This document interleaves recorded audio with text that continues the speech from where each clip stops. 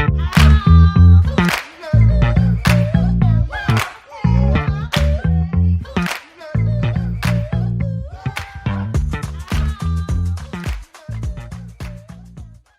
so it's Two Roads Leadership. The reason it's called Two Roads Leadership is we're always standing at a fork in the road, whether we realize it or not. When you're 20, it's a lot different road than when you're where you're at in your career. You know, Rosalie's just starting out. You've finished one and started a second career. Yeah. So whether it's personal or professional, we're trying to have conversations that inform what we're learning and what we might offer our peers. So with that, that's what I was trying to get in the essay that I sent you, and that we'll publish today. If there's any, did I miss the point on any of them, or if there's something that's entirely missing,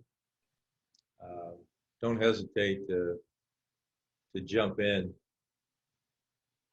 So with that, Yeah, I'll sure. pass it over to you and let you introduce yourself and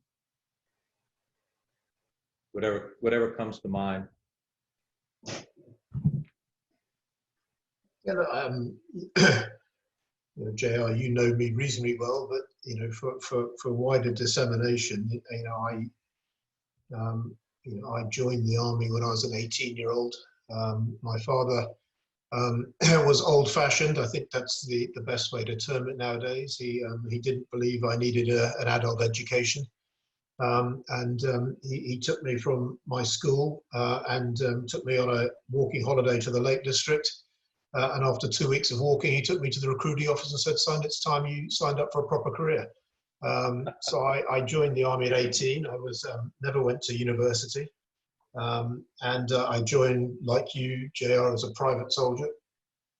Did a little bit of time prior enlisted before being selected for officer training and going to Sandhurst. And that's been my career for 34 years, from man and boy. I was commissioned into the artillery, which is, it's a family tradition to stay within the artillery, but it's an interesting post to be because you sort of sit in both the sort of command and staff element. There's a staff element to providing support to your maneuver arm, from a technical perspective, but you're still commanding your own troops. So it's a strange hybrid role, which actually I found remarkably useful now when operating in a virtual reality, and we can touch on that later. I spent most of my career on the operational side. I think in American terms that's the great currency. In British terms, not necessarily. The British rather like you to flip between the sort of the operations and the staff to build up a more generalized officer. I rarely achieved the staff side. I spent time on operations. Did 3 tours in Iraq, 91, 2003 and 2015, 2 tours to Afghanistan, 2 to Bosnia, and I went with the United Nations twice to Cyprus and Cambodia. But it was fairly early on in my career that I took one of those 2 roads that you discussed. One was the easy road, and one was the less easy and less trodden road, but it's the one I chose. And that was basically at a time when it was not fashionable. I wanted to go down a multinational route. I felt that some of the large international organizations like the United Nations were interesting areas to explore, but more importantly, I felt that operating with partners was the way ahead. I think the United Kingdom had always rather felt it could operate as a single entity. But I felt that actually the multinational was the more chosen route. And when you look at the shared values across the world that we have, across the Atlantic with America, with our great allies in Australia and New Zealand, that's where I wanted to push. And so I shifted my entire perception into a more multinational setting. I went to Australia for a year to do education, which gave me an incredibly different perspective on a different part of the world, particularly the Indo-Pacom area. And for the last 10 years, I have almost exclusively worked with what the UK would consider its number one partner, which is the United States. And you know, I've been incredibly blessed to do staff tours at the Pentagon, at the US Central Command.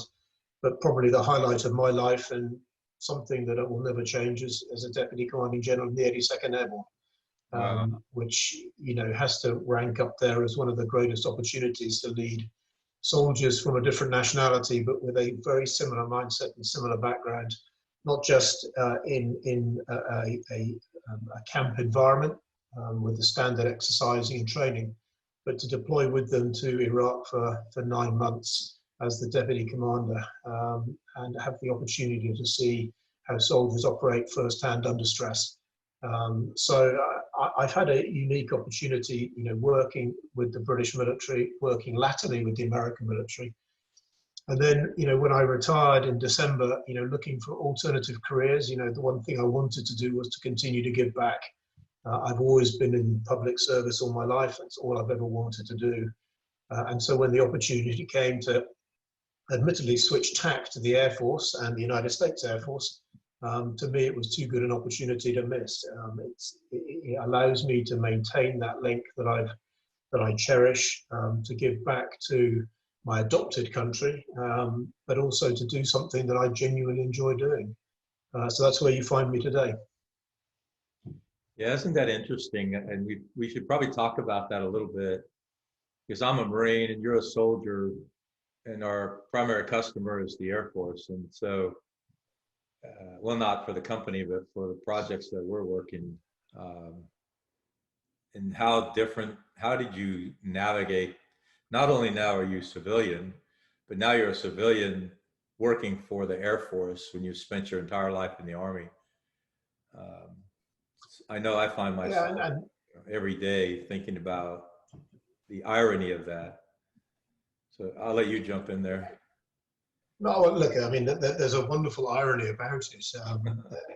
You know, my father's always had, you know, stories about the Royal Air Force and his run-ins with them over the years. But as an artilleryman, of course, our principal benefactor has always been the Air Force. When you think about it, you know, I mean, indirect fire comes from a number of systems. Some of them are land-based, but actually in modern operations, whether it's through remotely piloted vehicles or through air-delivered munitions from a piloted vehicle, actually the Air Force is our number one customer.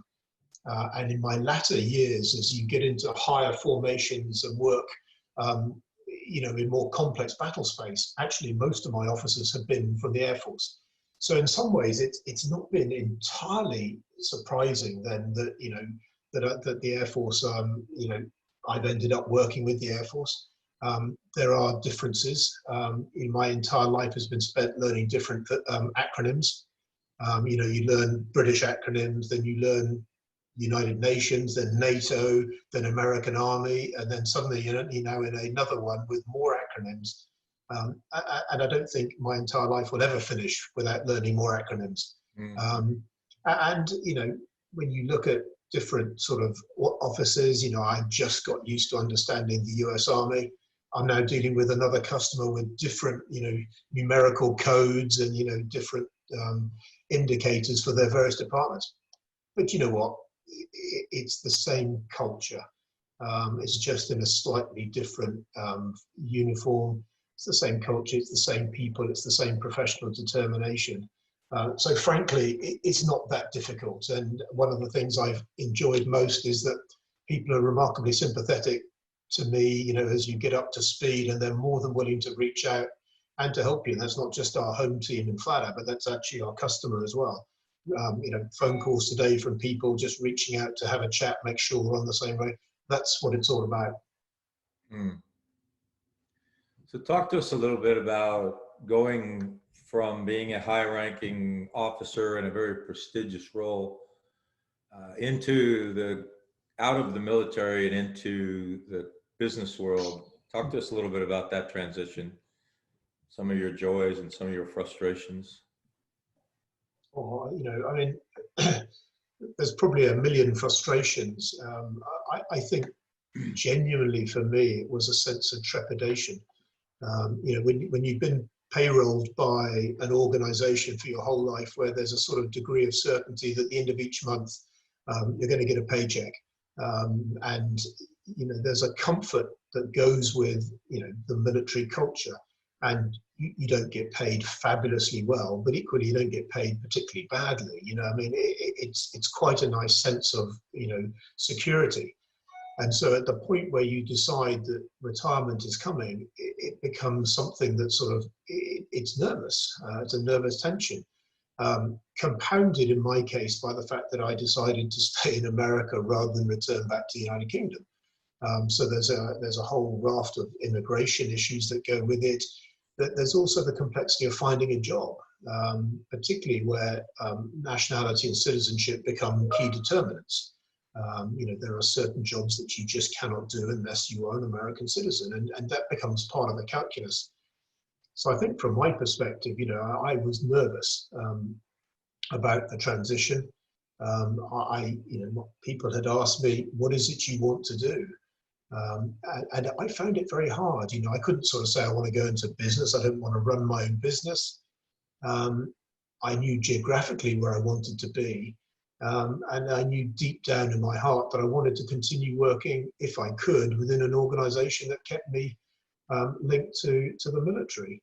But finding that job was difficult.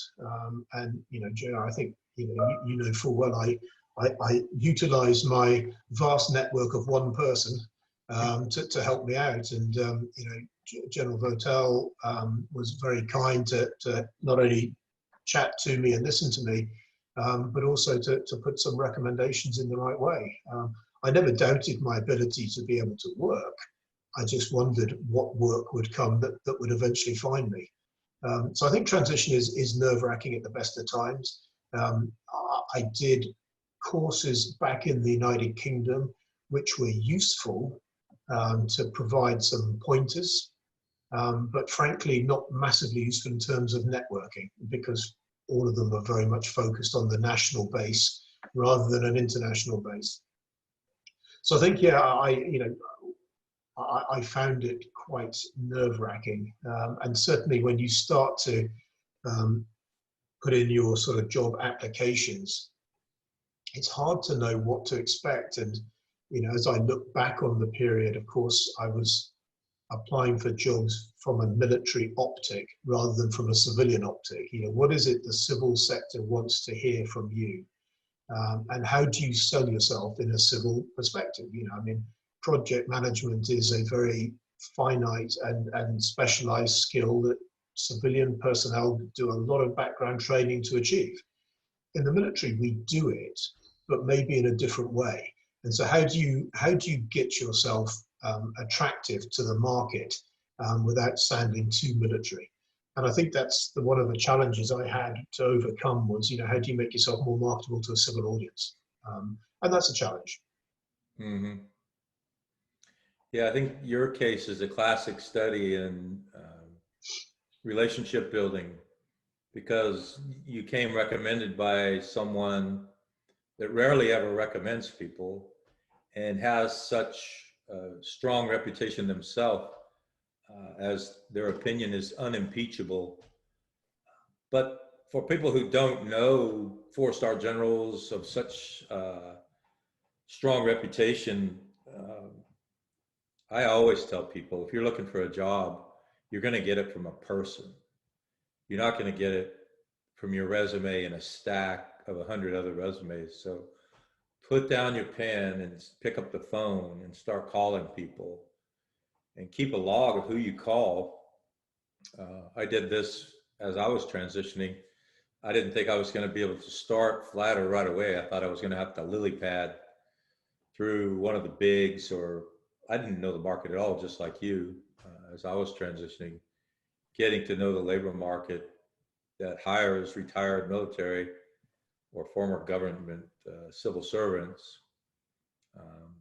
So there's a steep learning curve there. I got the advice to start calling people, and I kept a journal of who I called. And by the time I was done, I had 65 pages of entries in my journal of who I'd talked to. And what they had told me, who they referred me to. And that became the foundation of my network to run my business. I was fortunate that I was able to start it literally the day I walked out of the military. So I was fortunate in that regard. And Go ahead. you know, the courses I had done in the United Kingdom that sort of prepare you for transition, they had focused very much on the fact that very rarely will you get a job from applying. Mm-hmm. The majority of jobs you get will come from a network that you have to cultivate. Mm-hmm. And so, I mean, I was aware of that, and like I'd looked to that network as a source of inspiration. And I'd actually had a very good conversation with a colleague I'd worked with many years ago called Marty Schweitzer. Marty works at the moment for the McChrystal Foundation, and I'd had a chat with him, and he had done this the hard way himself, and he had said, when you're looking for a job, it's like an artillery targeting. You're trying to identify individuals. You're trying to work out why you want to speak to them. What can that person do to help you? And he says, out of your LinkedIn page of, let's say, 1,000 people, actually only a fraction of those, a small handful, are going to be genuinely useful as you start to navigate into a different world and a different market. And he says, you've got to be quite selective in who those are. And I think that advice actually helps, getting back to your point. You start to look at who can help you, you start to work out why, and then you start to work with those individuals as best you can to try and find the best fit. So, I mean, the advice is absolutely right. And, building up that network of people, is the critical component, I think, of finding the quick transition from a military role to a civilian. I would just point out that, I was worried whether, you could transition after being in the military for so long. The reality is actually, I found it surprisingly easy. 34 years is a long time to run up and down the streets, put a heavy pack on your back and jump out of airplanes. And there comes a point where, I've done a number of deployments, and frankly, I was ready for it. I think my body was telling me I was ready for it. I think my soul was telling me I was ready for it. And my wife was certainly telling me I was ready for it. So it wasn't that difficult, actually, to transition. I thought it would be harder, but it wasn't that difficult. So one of the topics we wanted to talk about this week and share some lessons learned, if you will, of what I'm calling go fast, stop, go fast, stop. For the last 6 months, well, maybe even more, because pre-COVID, we were doing go fast, stop as well, but for different reasons. So I've watched you and your team plan these complex events, gather the prestigious speakers whose calendars are already crushed, to promise to come to speak, and everybody gets up to the starting line and then it's canceled. And then you do it again, and then you do it again. Talk to us about your leadership, how you keep your team motivated. Because I had Jenna and Morgan in my notes here. Make sure we do a shout out for them, because they've been doing magnificent, and Lindsay and Bill and all the other members of the team. Those are just the two that I've worked with the closest on these last couple of events. But talk to us about your own mind and leadership of yourself, and then your leadership of this team. Yeah, look, I joined the company in early March, and it was a time when we were building up the team. It was a small team then. It's a slightly bigger team now, but we were building, and I think that about 3 or 4 of us arrived at almost exactly the same time. And when I say early March, you'll notice the variable there. I was in the office for 1 week. I was on a course for the 2nd week, and we were in quarantine the 3rd week. Because the reality was we had met briefly to the point where you recognize people in the street, but we'd not really had the opportunity to get to know each other particularly well in an in-person setting. before we went into, immediate lockdown. And so, I've spent my vast majority of my time with the company working through remote delivery, and working through a virtual means of communication, which, on the face of it, it is incredibly complex, particularly when you're talking small group dynamics. And we are a small team. I mean, you've mentioned some, but we've got a small team. There's not that many of us in this team, and there are demands that come from small teams, which are highly complex, and not being able to sort of meet up in person is a difficult thing to do. So, I mean, the first thing that pleasantly surprised me was how incredibly quickly we were able to switch from in-person to virtual. I mean, it was literally overnight. We all were sent home. We all got our computers up. We all got onto Zoom, and we started to operate. And I just can't believe that we could do that without missing a heartbeat. But you can only do that without missing a heartbeat. If you look at one or two what I would classify as generic principles. The first and the one that really sits at the top of my my sort of list of priorities is that when you go into virtual, you have to over communicate. You cannot afford to under communicate, because if you under communicate, people will lose touch with what is actually important and what it is you require. And I certainly, through daily interaction with the team, through one-on-one meetings with the team, through the range of technology that we've got available to you, insist on over communicating. And I tell my team, when you're sending emails out, copy me into it, because if it's not important, I'll delete it. But if it is important, then I've read it and I've got it and I've noted it, and we can use that information. And so I try and encourage a very flat command structure. There should be nothing between what Rev is saying at the top and what our youngest event planner, Lindsay, is saying at the bottom. Everyone should know. And that is borne out by my second sort of big principle, which is trust. You've got to trust people. And trust is a finite commodity. And I've been in the military, where I've had high security clearance to me, and I've operated in headquarters with high security clearances. And if you don't trust those people around you, the headquarters will become dysfunctional. You've got to actually allow individuals to do their job, and they can only do that if you trust what they're going to deliver. And that's one of the things that I've had to sort of cultivate between myself and my team, is that sense of trust. And I do it from my personal perspective, from the way I interact with them, the way I operate, and my work ethic. Because if they think that I've got their back, and if they think that I'm working hard to make their life a little bit better, I think they work in retrospect in a far more positive way to support and sustain our mission within the company. So I think trust is an incredibly important, it's a perishable commodity. You can lose trust quite quickly, but it is one you've got to have. The other part of communication, in addition to trust, is simplification.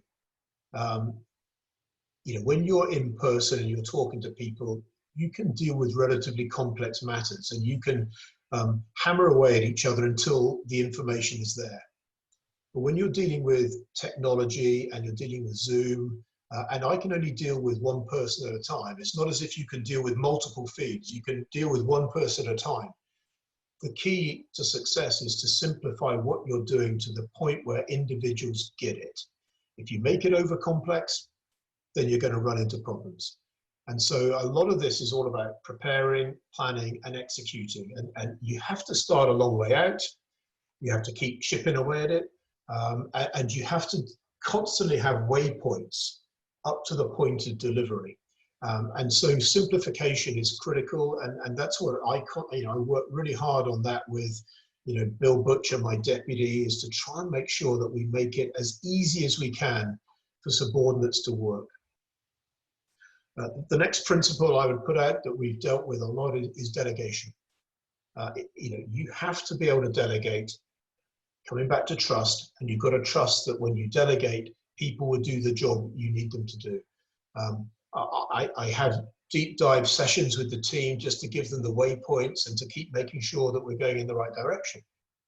But outside of that, you've got to say to the girls, you've got to say to Jenna, you've got to say to Ida, you've got to say to Lindsay, you've got to say to Morgan, you've got this. I trust you to be able to send an email to a 3-star officer and not embarrass me or the company. And if you do, I've got your back to pick up the pieces, but I trust in you and I delegate to you to do that. And you know what? They do it. We've got a range of people from 22-year-olds up to people in their mid-40s, and they all do it. It's just a wonderful thing when you delegate to them, you trust them, and then you see them respond in such a positive way. So the delegation is important. But the final bit, is the technology. And Joe, we have discussed technology ad nauseum as you look to the future. But the pace of change has been so dramatic recently in terms of what you can do. I was listening to a podcast the other day on Apollo 13. And of course, when you look at the computing power they had available to them, and you look to what we're talking massive, massive computers, which had nothing like the ability of a cell phone today. We have come a long way in 30, 40 years. And as you look to the future, it's going to become even more technologically advanced as we start introducing artificial intelligence, quantum computing, all these things that we've talked about ad nauseum. So the technology exists, and you've got to start trusting the technology, and it is generating alternate work practices. I never would have been a believer in telework 6 months ago. Mm-hmm.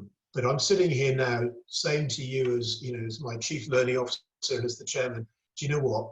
There's a lot to be said for this. We're getting a lot more out of our team because they're operating from the home environment, because they're not having to do long commutes. They're putting in some really long hours and putting out some really good work. And I'm not saying that we don't ever go back to in person. I think there's a healthy balance out there. But by golly, technology allows us to do this, whether it's through some of these virtual platforms, Zoom, WebEx, Teams, or whether it's just through the straightforward exchange of emails. We have a SharePoint, we have a learning management system, all these things we've had to develop. And we've had to develop procedures to allow us to do this. But it's amazing what technology will allow us to do. So, those are some of the principles that I've been operating in with the team, which I've learned from my experience, through the military. That those are some of the key aspects that I would have expected in the military, and you know what, they translate pretty well into civilian life as well.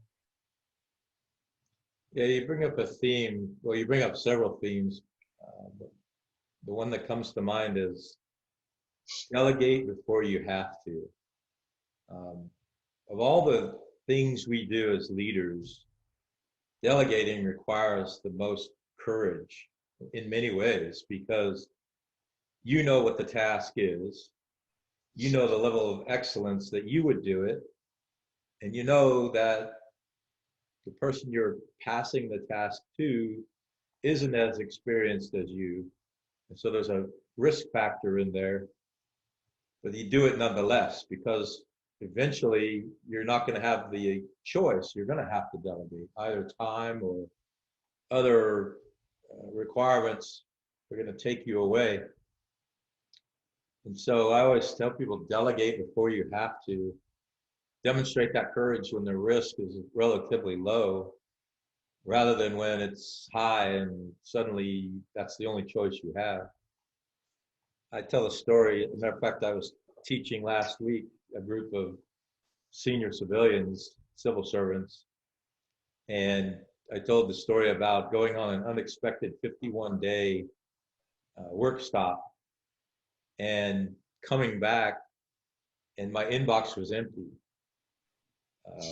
And it's one of the proudest moments I have as a leader, because my team knew exactly what they needed to do. They did everything they needed to do. the same level of excellence it was being done before, and it just demonstrated to me that I had been doing things right, then suddenly I wasn't there unexpectedly, and came back, and it was like I had never left. And you might wonder, well, why do I need to be there at all? Well, that 52nd day, the wheels start wiggling a little bit.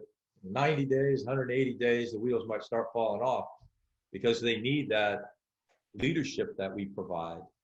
So, any thoughts, comments from your own history? I think, well, look, I think one of the things that the military drives into you is your work ethic, and that's good, but it also makes you think you're totally indispensable.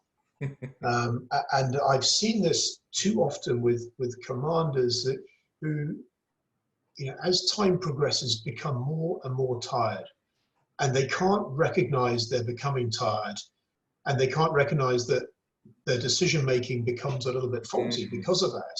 And the reason they're doing that is because they think they're indispensable to the mission. If they go, they're so important that the mission will fail without them. And I spend a lot of time saying, look, if you were to disappear tomorrow, this headquarters would somehow continue to function. And the sun would still rise tomorrow morning, and it would still set sometime tomorrow evening, and we would make it work. And don't get me wrong, we may not be optimal. We do like having you with that sort of soft hand to provide the strategic direction and guidance we need. But we can make this work, and you've got to get a rest in order to recharge your batteries to do it. And I had an incredibly enlightened commander in Iraq in 2015, 2016, a guy called General Rich Clark, who's currently the commander of the Special Operations Command. And he was my boss. And he said at one stage, I've got to go back to the United States for 2 weeks. You've got this. At the same time that he went, the 3-star commander also left. And he said, you've got this. And so I, as an allied British officer, were accompanying the American ambassador on all sorts of national meetings because, frankly, we just got on with it. And you know what? The mission didn't collapse. It may not have been as good as it was with our senior leaders there. But when they came back, full of energy, full of determination, they were ready to go again. And I think sometimes people don't recognize that they are, that they are not indispensable. You've got to build that into your battle rhythm and your life. And that allows, and only achieve that if you've got the trust of your team and you're able to delegate appropriately across the team. And I think,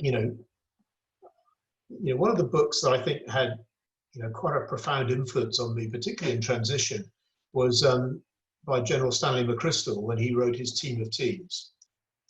Because I read that and nothing he said was a surprise to me, but he had written it down on paper. And I thought it was an incredibly enlightening book because it reflected all that I believed in how a leader should operate. And, as I look back at my time in Central Command with General Votel, I saw the same sort of leadership pattern and the leadership style there, the flattened structures, the trust that they had, the delegation, but most importantly, the ability to operate within the intent of the commander. If the commander is able to lay out his intent appropriately and correctly, then the team should be able to operate even if you're not there. And I think, that's the bit that I like to work with. That's why quite often I come to you, Jay, and say, what is your intent for this? That's why I always try and get the intent from Rev. This is a team thing. Once the intent is there and people understand what it is they're buying into and why, it just makes it that much easier because they can operate in a much more delegated fashion. Thank you for that. Talk to us a little bit about your team. I know you've only been with us 6 months, and most of them have been here 6 months or less. So a couple of things I'm interested in. One, what characteristics do you look for in a strong team member? And then what is it that they're doing that makes them so excellent? So what are you doing with them to lead them to make them better than they would be without you? But also, what characteristics do you look for that would make them successful members of your championship team? Yeah, Jay, I mean, you put me on the spot with an incredibly difficult question there. At the outset, we are talking small team dynamics here. And that is the fundamental part of what we're talking now. Our special operations community are incredibly proficient at small team dynamics. In my past, I've been remarkably fortunate to have dealt with some incredibly complex small team dynamics. When I was with the United Nations in Cambodia, my co-workers were a colonel in the Chinese National Army who'd been at Tiananmen Square. I had a Russian tank commander who'd been in the former Soviet East Germany facing me along the inner German border. I had Polish, I had Filipinos. So I've dealt with complex dynamics with the United Nations. I've done it with NATO, with our nearest and dearest partners. But when put on the mark and put on the spot, they can be incredibly complicated to work with. So what do you look for in a team? And I've got a small team now. I've got the same complex dynamics. I've got entry-level young ladies who are just literally left college, first job, full of the hope for the future. They're excited. They're keen. They don't have the experience base, but by golly, they make up for it with energy and enthusiasm. And then I've got seasoned professionals. I've got people that have been in the event planning world for 23 years. I've got a deputy who's been an 06 colonel. He's been there, seen it, done it. There's not much I can tell him, and plenty I'm sure he could tell me. So what is it that I look for? I think the most critical resource that I look for is honesty and integrity. Because if you don't have those skills, if you operate outside of the box, as it were, the foundations of the small team will implode. If one member of the team is not trusted, or is dishonest, or lacks integrity, it will out itself. You cannot hide that sort of character failing in front of a small team. It's impossible. So to me, that is the most important point. In terms of the work ethic, attention to detail. Ours happens to be a detail-oriented business. You've got to be able to look at a complex event, break it down into constituent parts, and make sure you don't drop any of the numerous balls that you've got up in the air as you systematically work through all the different parts. And small mistakes in a small team can be compounded into much larger mistakes, and we can't afford that. I prefer people to take just a little bit more time to make sure that what they were putting out was accurate, rather than rushing to failure. Rushing to failure is really not an option for us. So I think a level of detail is a critical component to what we want from them. What is it that the team look for from me? Yes, they will always want the guy that's the figurehead. They always want somebody to run their ideas off. They always want somebody ultimately that's going to say yes or no. Somebody's got to be the approval authority. But I think the skill that I would put at the highest level, and really it's not one that everyone has got, and a lot of my peer groups in the military don't have it. And I don't even know if it's a word. I think it might be an American word. I don't know if it's a British word. But it's the ability to listen. I think people call it listenership, but it is the ability to listen. Because too often as a commander, you're too busy pushing your ideas on other people. And if you're a forceful personality, you're going to step on them. And you're going to stifle creativity. And I just don't go with that, because some of the best ideas come from the people at the ground level who have got the biggest say in what's going on. And so I think people genuinely welcome somebody that is able to listen and willing to listen to what they've got to say. And this could be professional, it could be personal, it could be any number of things. But I do like to always have, figuratively speaking, an open door. If someone wants to talk to me, I'm always available to talk to them. We're just going through our sort of 6-month review with a lot of the teammates. And it's, I don't know what they expected, but they get a good solid hour with me listening to what they want to do with their lives, what they want to do with their future, and what's on their mind. And I think that people at the end of that feel just a little bit better because the management is more engaged in them. So I think in the small team dynamic, the ability to listen is absolutely critical as part of, how you pull this team together and how you keep it oriented on the mission at hand. Mm-hmm. Yeah, so two things, listening and making that personal relationship. I'm reading a book right now on negotiating, and it's a retired FBI hostage negotiator. And he talks a lot about listening.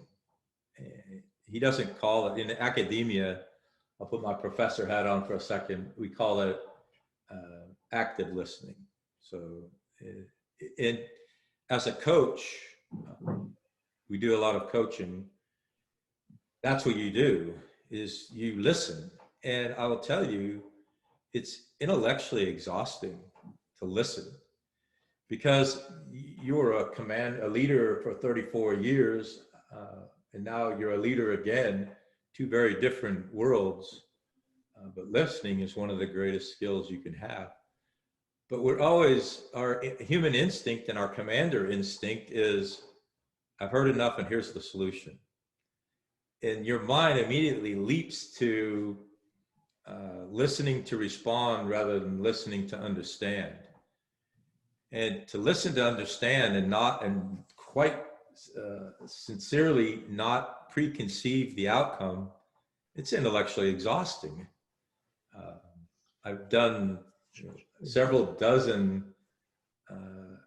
personality profile feedbacks in the last several weeks. And I can't do more than 2 of them a day.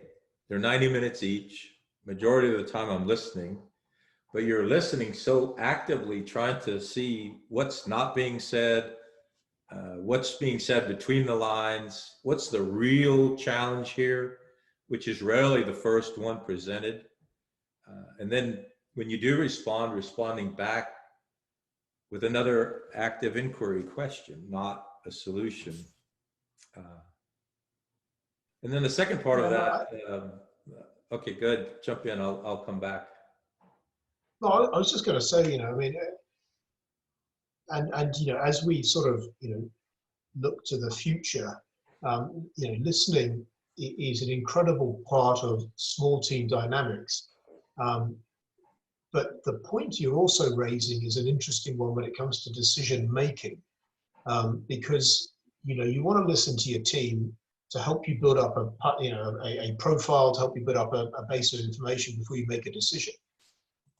But as you look to the future, and the plethora of information that is available to commanders at all levels and in all different facets of life, there comes a point where information overload may become a very real problem.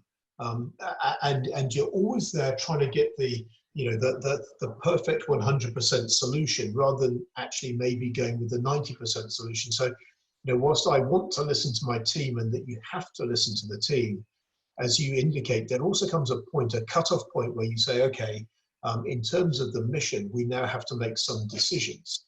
And there has to be that sort of, knowledge base. It has to be an experience base that says, I've reached that point, where I've listened to my team, I've got all the inputs I need, I can't take any more on before I make this decision. And I think, as we look to the future of, our customer particularly, I think information overload is going to be a major challenge for them, because there is just too much out there. And how you sift through all that information to allow you to make that decision is going to be one of the new skills that I'm just not sure that we are absolutely prepared for in our leaders of the next 20 to 30 years.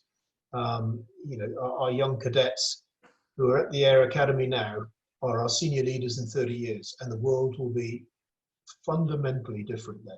and the problems experienced by these people will be so strange and alien to us that we can't even begin to comprehend them now. Mm-hmm. Yeah, I keep telling people, because one of the things we talk about, and you mentioned it, 30 years, teaching people to have 30-year visions. And when you initially start thinking about it, it seems inconceivable. The world's changing so fast. How could I possibly predict 30 years to the future? Well, the reality is the person who took your job when you retired was 30 years in the making.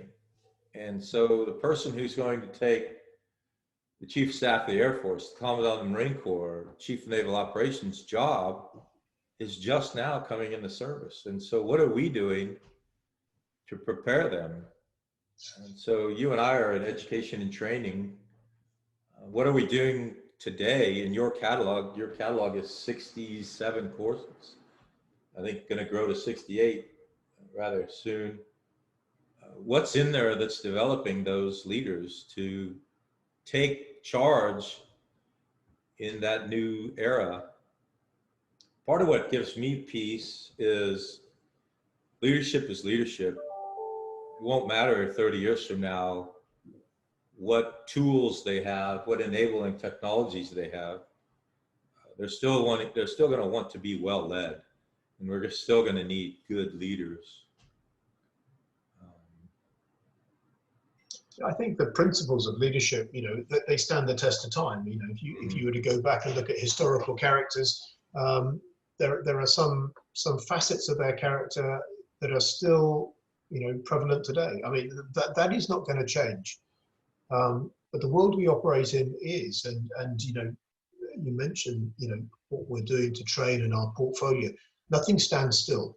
Mm-hmm. If you think that you can just regurgitate the same old, and that's good enough, then I think you're perhaps missing the point about what education and training is all about. The world moves on, and the world is changing, and it's recognizing that change and how you can prepare people for that change. Some things are timeless, some things are not.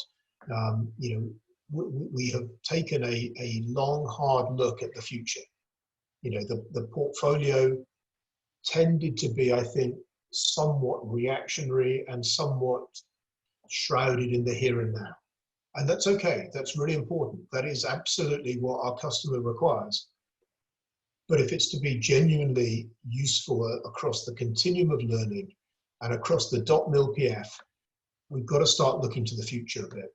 And none of us has a crystal ball. But there are some things that we can start to prepare for. And the inevitable technological change is just one facet of that, because it's going to have an impact across the people we want to recruit, the people we want to train, how we organize our structures, what doctrine needs to follow. The whole of that .mil-PF is going to be affected, ranging from robotics and automation at the factory level as we start to procure equipment, all the way up to the way we make decisions to drop a bomb. And helping our senior leaders to recognize that change as such an important part of what we're doing. And so, from our perspective, that evolution and how we look at that's the critical thing that we're adding into the portfolio now to help our senior leaders look to the future. Yeah, so something I'm dying to ask you, again, I know I'm putting you on spot, so I apologize, but that's part of the format, right? I want you thinking on your toes for these conversations. So they're not scripted answers. They're generally coming from your heart. You've described your 34 years of experience. When you have these 22-year-old superstars that are working for you, how are you going to grow them into you without 5 combat tours and 35 years and being a brigadier? How do we grow them into us when we know they're not going to have those experiences? They're not going to have the same experiences I had. They will develop and they will generate their own experiences. I don't know. I mean, I think the bottom line is I don't necessarily know if I want somebody to grow up into me. Mm. And I know that sounds incredibly strange, but I'm a product of 2020. I think like a guy in the 2020s, but a guy who was educated in the 1980s. And I keep saying to my girls, I keep saying to all sorts of people, when I was at school, we didn't have a single computer. The first computer was bought by my school when I was in my 5th year. So I would have been 16 years old, and frankly, I was never going to go on that computer because I played rugby and I did all those sorts of great sports and things that I wanted to do. But you know what? The world has changed. Everyone has a computer. Everyone has got a smartphone. Kids as young as 3 and 4 operate on phones now. I mean, technology has changed. So I don't want someone like me. I want someone better than me, and someone that is better able to operate in the world that we're in. And that may be a very different sort of soldier in the future, soldier or airman. Because, when I was in Iraq, I was taken to one of the remote piloted vehicle suites, and they had a simulator in there, and they said, "Come on, sir, on you get." And you know what? I just couldn't even lift this thing off the ground. I mean, it was fingers and thumbs. It was a degree of coordination that I just did not have. And soldiers nowadays don't need to put a heavy pack on their back and advance to contact 20 miles. They've got to sit in a room and be absolutely clear and clinical with what they're doing with these high complex bits of equipment, listen to the direction and orders given to them. So they're different. And we may need very different people in the future. We may no longer need the ISTJ type personality. We may need something that's much more feeling, much more sensitive. Someone that is much more attuned with computers. In other words, someone that doesn't look like the soldier that I was when I joined in 1985, but somebody that looks like the young kid who's at college now with all their smartphones glued to their hands, glued to their ears, and is proficient on numerous different social marketing and media tools. So I would love it if there was somebody that was going to be like me in the future. But if they were like me in the future, then they're in the wrong career and they're probably doing it all wrong. I want somebody different, and that's a different set of experiences that they're going to get through their own different way of operating. And we need to recognize that, and we need to prepare for that. Yeah, thank you. Very humble insights. So part of what we're doing is working with the Space Force, and what kind of culture do they need to create in the Space Force. And I go back and forth on this because part of me agrees with you that they don't need to be an athletic superstar. But then on the other side, I've seen in real life people in top physical shape, when they are under duress, when they are exhausted, are making better decisions and continuing to act. So I go back and forth on whether or not the Space Force or any other force in the future, I agree they're not going to need to put out a 100-pound ruck and go 20 miles with that ruck.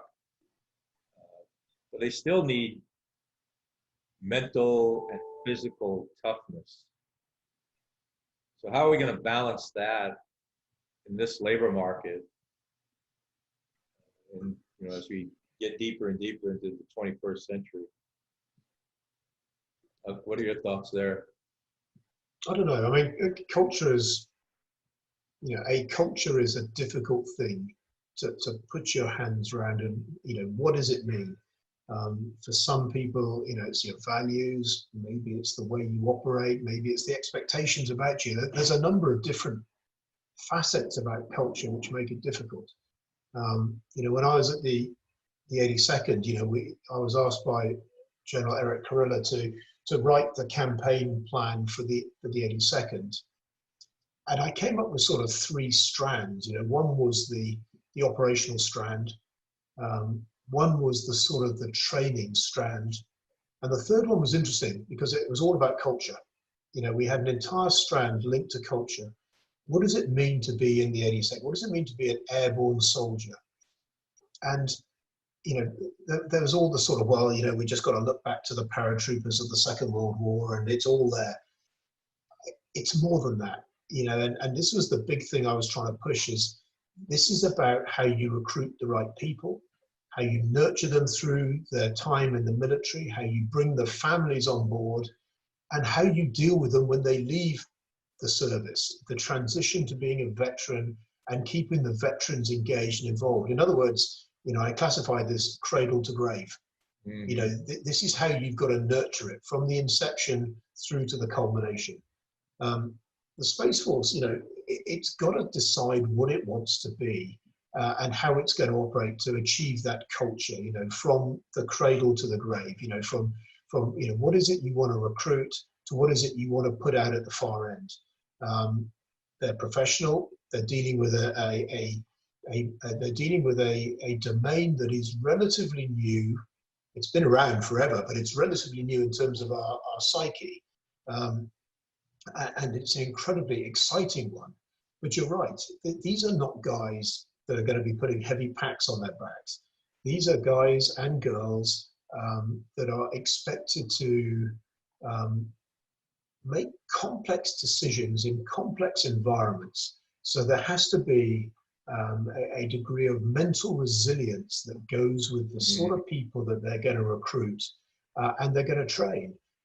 And their training is going to be much more focused on the mental dynamics rather than the physical exertions. That's just what I perceive is the way ahead. But they need to generate that, from the very outset, and they need to have a plan for how they transition people out at the end, because those people may well stay connected in some way, shape, or form with the Space Force. But certainly, the long-term value you have from an active lobby of veterans as well is such an important part of it.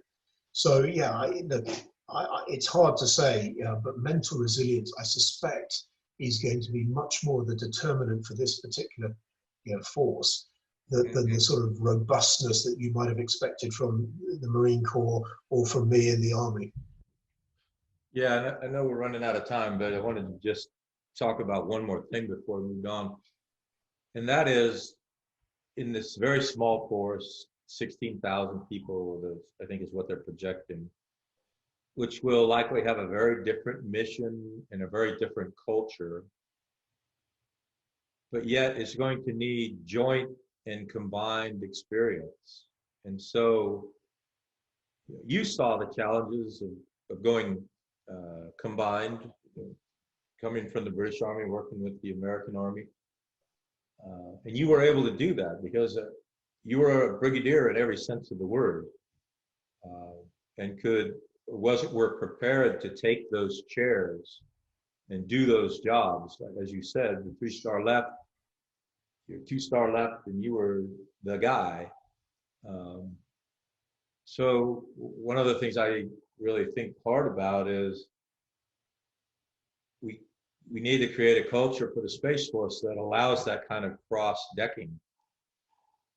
Otherwise, they won't be a peer. They'll be something different than a peer. Or we just never expect them to serve in a joint or combined environment. I don't know. What are your thoughts? Oh, I mean, look, they have to. It's essential they do. In both environments. I mean, first of all, in the the combined or the coalition world, the United States has taken a leadership line here. They have. It's the only military in the entire world that is dedicated to this particular mission set. Everyone else has it sort of obscurely hidden away within their Ministry of Defense or one of their operational headquarters. The US has taken a lead, and it must continue to take a lead. And I hope that, as they design and build out their headquarters structure, they consider the impact that some international officers can have operating with them, not just in terms of the different cultural optic that they can bring to help their decision making, but more importantly, what they then take back to their own countries to help them to generate capabilities. After all, we are a coalition, we've worked together well, we must continue to work together. That's such an important and fundamental part of what I believe in. And so they've got to maintain that. But equally, in the joint environment, you've got to send people out. They've got to gain their spurs operating within joint environments. They've got to be able to understand how the joint force works. Again, because they're selling themselves and what they believe in, they're part of the mission, the Space Force, into the joint force. But more importantly, they're bringing back some of the expertise developed over numbers of years by the joint force in how they operate. So, you cannot isolate and be set aside and say, this is just my mission, this is just it. You've got to be able to spread that talent across. And it will be difficult initially because everyone's learning their job. And arguably all the people in the Space Force have probably come from joint backgrounds or certainly a more joint focus. But as you get the young guys coming through, the young guys and girls coming through, they've got to have routes and paths that allow them to get out into the joint force to spend time, whether it's at combatant commands, whether it's at the joint staff, it doesn't matter what. They have got to be exposed to a much more joint force out there. Yeah. Well, James, our hour is up. You can believe that. It zooms by. Greatly appreciate your thoughts and your time. No, look, Joe, it's a pleasure. It's good to chat about, some of the big issues that are out there that we're dealing with on a day-to-day basis. It sort of takes you out of the nitty-gritty and makes you think a little bit. And sometimes being able to think is not a bad thing. All right, my friend. Thank you. I appreciate your time. Thanks. Bye-bye. Bye.